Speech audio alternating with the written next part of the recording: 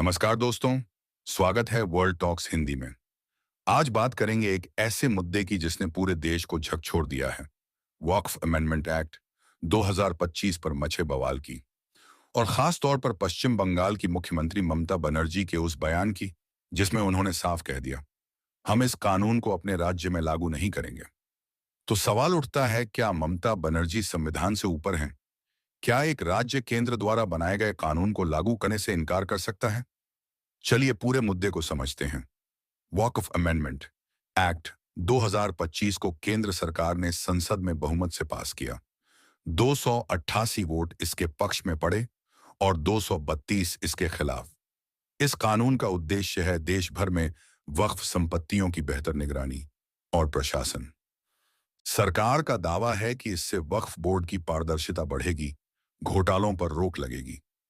लेकिन विपक्ष का आरोप है कि यह कानून टारगेटेड है, यानी विशेष समुदाय को निशाना बनाता है।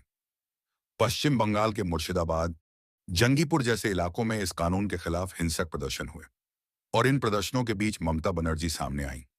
उन्होंने कहा, हमने ये कानून नहीं बनाया तो दंगे किस बात के हो रहे हैं। उन्होंने लोगों से शांति बनाए रखने की अपील की और कहा, कानून हमने नहीं बनाया, इसका जवाब केंद्र सरकार को देना होगा। साथ ही उन्होंने चेतावनी दी, जो लोग दंगे भड़काएंगे उनके खिलाफ सख्त कार्रवाई की जाएगी।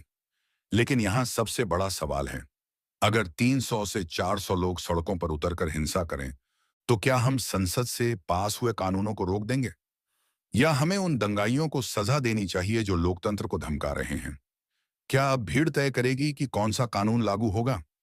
ये लोकतंत्र है या भीड़तंत्र?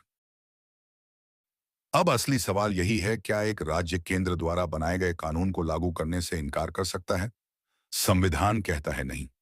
अगर कोई कानून संसद में पास हो गया है और वो संविधान के दायरे में आता है, तो उसे पूरे देश में लागू करना सभी राज्यों की संवैधानिक जिम्मेदारी है।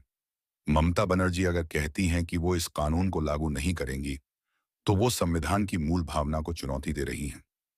यह न सिर्फ कानूनी रूप से गलत है, बल्कि राज्य केंद्र संबंधों पर भी गहरा असर डालता है।